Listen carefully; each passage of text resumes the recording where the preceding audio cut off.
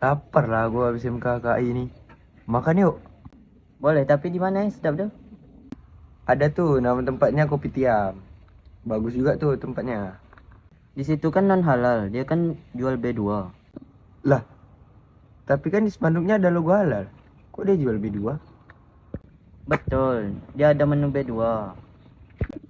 Berarti bisa dong dilaporin ke Kemenkum bidang KI. Mana bisa, itu kan bukan termasuk kekayaan intelektual. Masuklah, kan ada di Undang-Undang Nomor 20 Tahun 2016 Pasal 1, logo itu kan termasuk dalam kekayaan intelektual. Tapi emang logo halal itu udah didaftarkan. Menurut aku walaupun dia udah didaftarkan, itu wewenangnya BPJPH. Mana ada? Aduh, Tetap ada lah wewenang Kemenkum di situ. Kan logo halal tuh terdaftar di Kemenkum.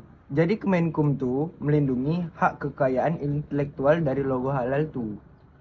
Woi, kalian ngapain, woi? Hah? Ada apa?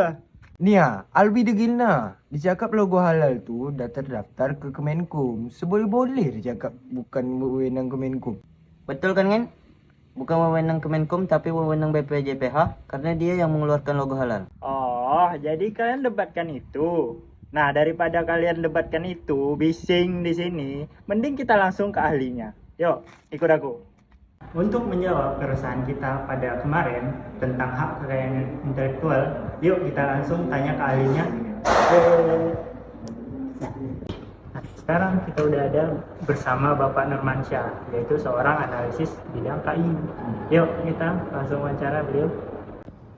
Assalamualaikum warahmatullahi wabarakatuh. Waalaikumsalam warahmatullahi wabarakatuh.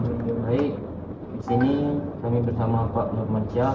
Ya, Kami dari mahasiswa Umrah ingin mengajukan penelitian terkait logo halal. logo halal. Jadi sebelumnya apa kabar Bapak? Baik, alhamdulillah.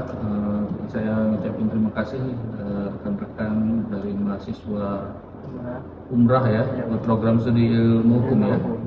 Jadi terima kasih karena berkenan melakukan penelitian di Kementerian Hukum Kepri, khususnya di bidang pelayanan kekayaan intelektual ya.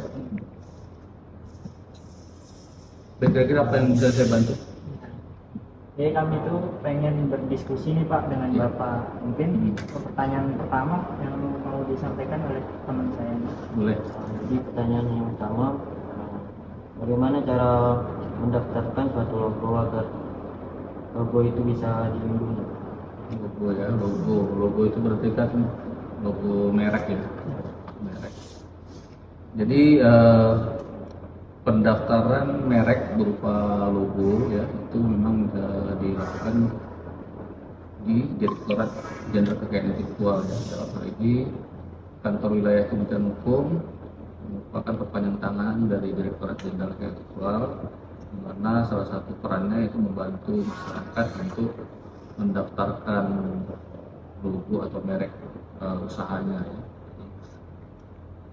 Salah satu persyaratan atau persyaratan apa saja yang dibutuhkan untuk mendaftarkan logo merek ya. Yang pertama tentunya si pemohon harus menyiapkan identitas ya, identitas bisa berupa KTP atau kalau anak yang lagi merek bisa juga mereka harus ada kartu identitas anak ya, ya KTP.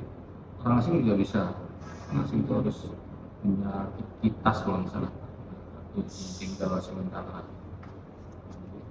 Pertama harus menyiapkan identitas pemohon. Yang kedua harus menyiapkan gambar logo mereknya ya. Nah, gambar logo mereknya disiapkan.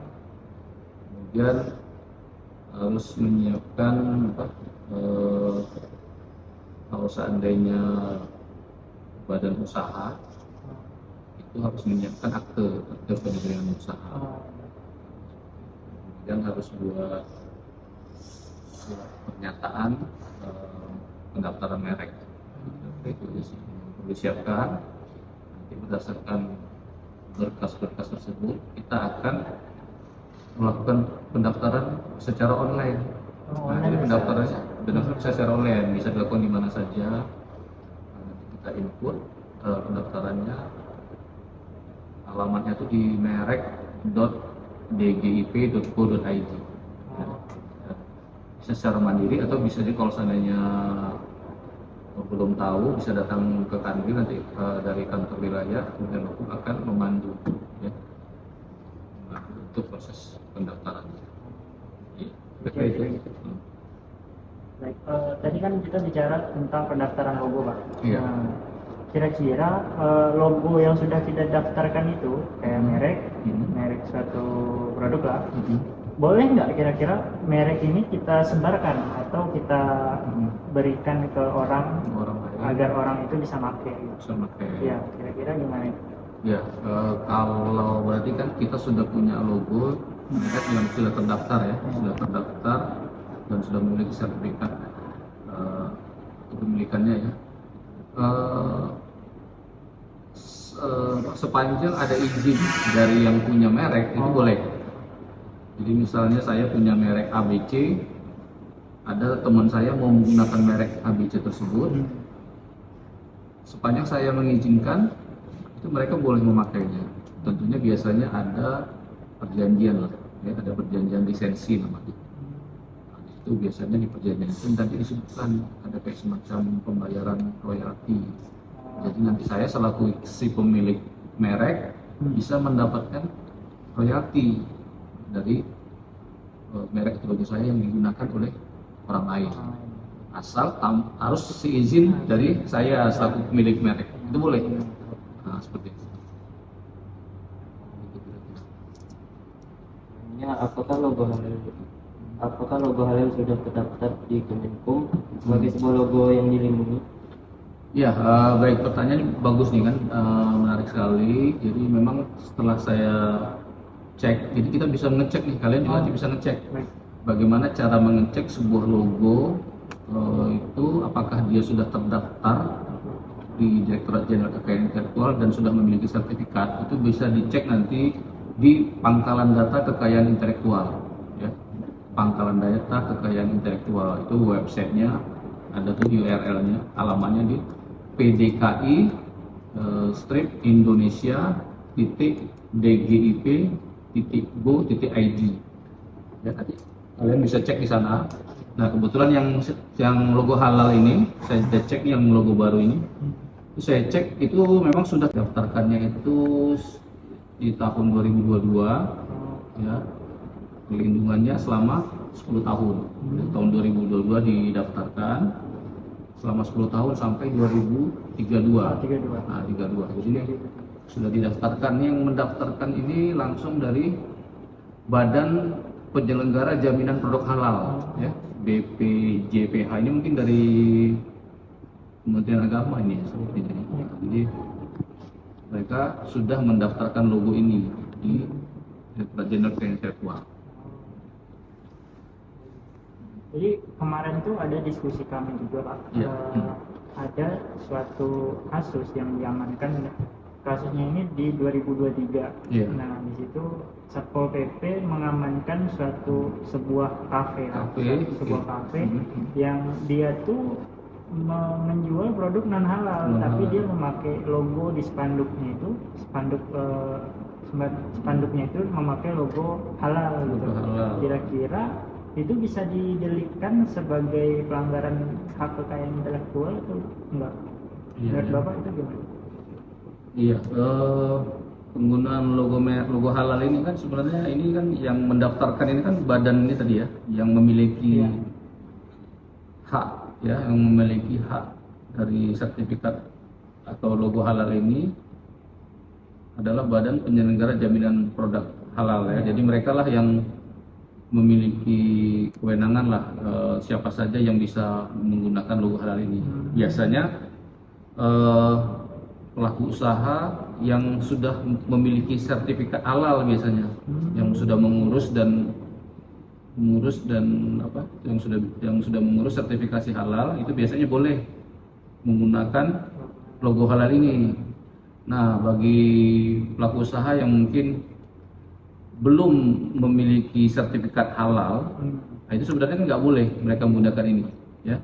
Jadi Badan Penyelenggara Jaminan Produk Halal ini bisa melakukan bisa melakukan penuntutan lah ya kepada pelaku usaha yang menggunakan logo halal tanpa seizin tanpa seizin dari BPJPH ya. Nah, jadi bisa itu. Jadi Badan Penyelenggara Jaminan Produk Halal inilah yang memberikan izin tadi. Jadi sepanjang mereka mengeluarkan sertifikat, nah itu boleh dipakai. Tapi seandainya belum ada izin dari BPJPH, itu pelaku usaha nggak boleh menempelkan itu. Jadi kasus yang tadi nggak boleh itu si pelaku usaha nggak boleh memakai logo halal tadi karena dia belum mengurus sertifikasi halal. Apalagi tadi disampaikan bahwa pelaku usaha itu sebenarnya menjual produk non halal kan, apalagi itu bisa dikatakan bentuk bentuk pelanggaran lah ya barangkali ya, pelanggaran. Nah, makanya tadi sempat diperiksa sama Satpol PP ya, seperti itu. Berarti deliknya itu bukan lagi ke delik hak cipta ya Pak, dari logo itu bukan delik hak cipta tapi hak deliknya itu pelanggaran penggunaan logo ya. Penggunaan logo yang dilakukan oleh pelaku usaha tadi kan. Jadi nanti yang pihak BPJPH inilah yang berhak menuntut. Nah, cuma nanti apakah dia menuntut secara kekayaan intelektual ini perlu diskusi lagi nih, perlu diskusi lagi kan? Karena logo halal ini kan tercatat di DJKI gitu kan, di DJKI memang dimiliki oleh instansi pemerintah ini kan. Jadi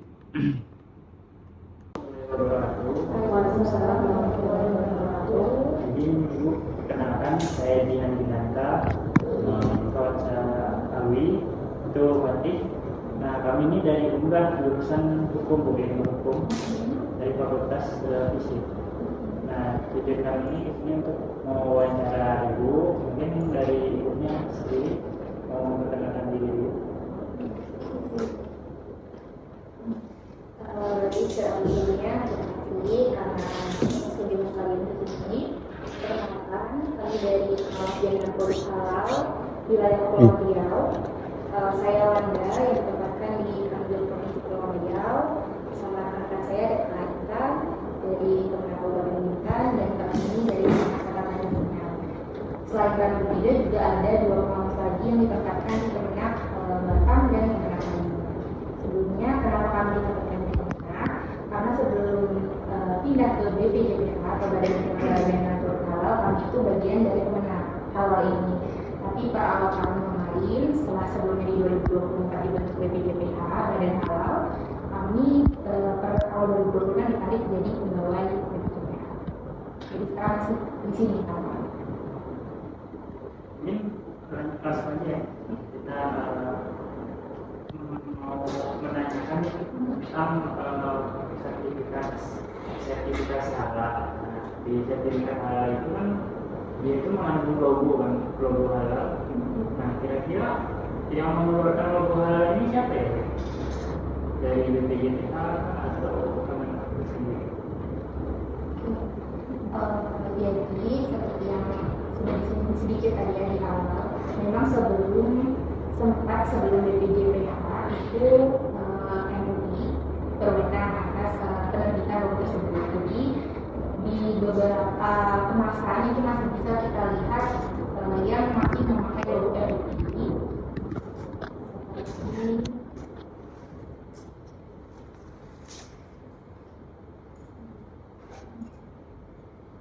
Warna hijau pokoknya ada tulisan halalnya.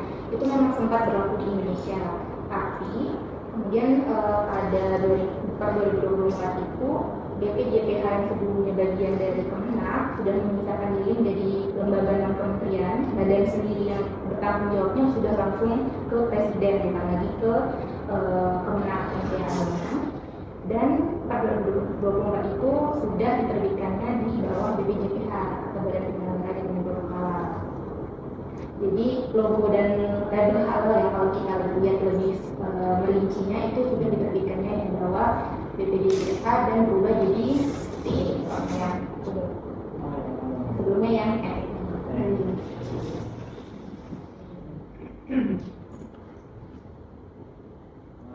Bagaimana pendapat Ibu perihal adanya sebuah kafe yang meletakkan label halal di sepanduk kafenya? Kalau untuk label halal sendiri memang nggak masalah.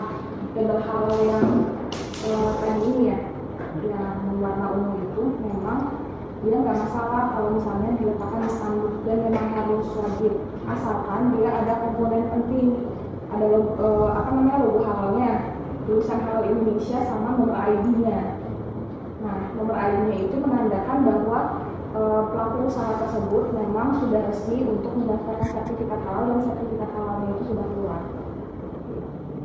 Sedikit tambahan juga untuk penggunaan label dan logo ini bisa kalian akses di keputusan Kepala BPJPH nomor 145 tahun 2022. Di peraturan ini menjelaskan rinci gimana caranya mencantumkan logo atau label terkait dengan misalnya dia kemasannya kecil atau tadi di case yang ada kafe, yang warung, bisa dibaca lebih lanjut.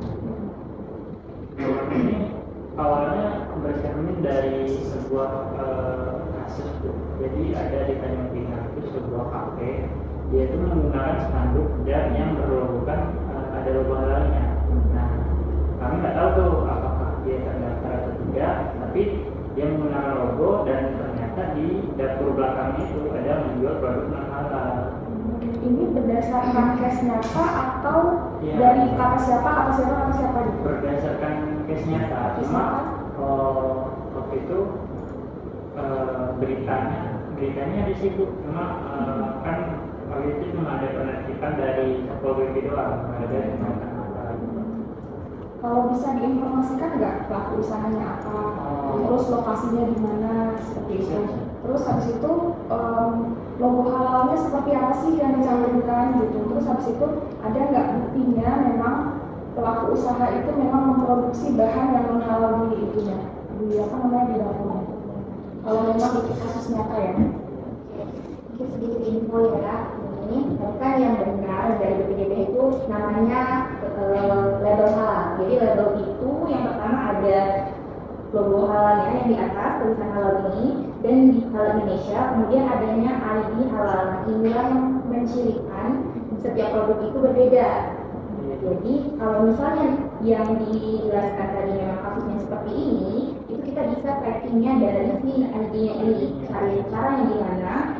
Mungkin kalau Google bisa cek ID halal gitu, itu udah keluar kok. Tapi kalau di sini biasanya di web bpjph.halal.go.id, di sini bisa cek produk halal, bisa masukin nama produknya aja, atau tadi yang mau lebih spesifik berdasarkan ID-nya ke nomor sertifikat. Kalau memang itu benar, misalnya dijualnya mie gitu ya, terus dicek keluarnya mie gitu, berarti memang benar itu sudah diurus halalnya. Terus kok bisa kecolongan misalnya di dapurnya tadi ada menjual bahan-bahan yang non halal gitu, itu ada beberapa kemungkinan sebenarnya.